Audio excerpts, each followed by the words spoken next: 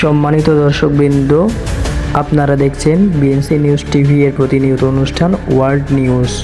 আমাদের সঙ্গেই থাকুন। বিজয় দাস নামের এক হিন্দু মহানবীকে গালিগালাজ করার কারণে নীলফামারীর ডোমারে আবারও বিক্ষোভ মিছিলের আয়োজন করা হয়। এই আয়োজনে অংশ নেন সকল শ্রেণী পেশার মানুষেরা। এ সময় পুরো মিছিল জুড়ে রেকর্ড করা হয় শত শত মানুষের তথা শত শত মুসলিম এবং নবীপ্রিয় লোকজনের ঢল। আল্লাহর রসুল সাল্লাল্লাহু আলাইহি সাল্লামকে নিয়ে কটূক্তি করার প্রতিবাদে 4 দফা দাবি পেশ করা হয় এই আন্দোলন এবং বিক্ষোভ মিছিল সমাবেশে। এই বিক্ষোভ মিছিল বাটার মোড় হয়ে শুরু করে উপজেলা পরিষদ প্রশাসনিক ভবনের সামনে পর্যন্ত এসে অবস্থান করে। পরবর্তীতে ডোমার উপজেলা কার্যনির্বাহী অফিসার জনাব মহোদয় এর সামনে তাদের 4 দফা দাবি পেশ করা হয়।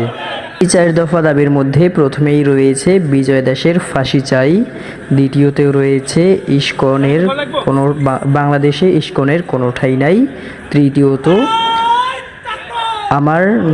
আমার নবীর বিরুদ্ধে যে কথা বিজয় দাসকে তার বিরুদ্ধে প্রতিবাদ করায় তাদের যেই মুসলমান ভাইদের উপর হামলা চালানো হয়েছে তাদের দ্রুত আইনের দাবিতে আনতে হবে এবং মহানবীকে নিয়ে যারাই কটূক্তি করবে তাদেরকে ছাড় দেওয়া হবে না। এই 4টি ছিল আজকের 4 দফার মূল বক্তব্য বিষয়।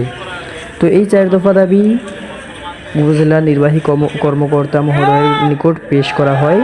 পরবর্তীতে তিনি বলেন, ধন্যবাদ। আমরা একটি স্মারকলিপি পেয়েছি। তো এই স্মারকলিপিতে হযরত মুহাম্মদ সাল্লাল্লাহু আলাইহি ওয়াসাল্লাম আমাদের প্রিয় নবীকে নিয়ে যিনি কটূক্তি করেছেন তার সর্বোচ্চ শাস্তির দাবি করা হয়েছে এবং ইস্কনকে নিষিদ্ধের দাবি করেছেন তারা। এছাড়াও তাদের যে আন্দোলনে যারা বাধা দিয়েছে তাদেরও শাস্তি দাবি করেছেন।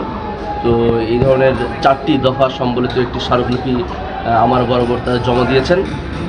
এই স্মারকলিপিটি এখন আমরা পরবর্তী ব্যবস্থা নেওয়ার জন্য ঊর্ধ্বতন কর্তৃপক্ষের দৃষ্টি আকর্ষণ করার জন্য জেলা প্রশাসক বরাবর প্রেরণ করব।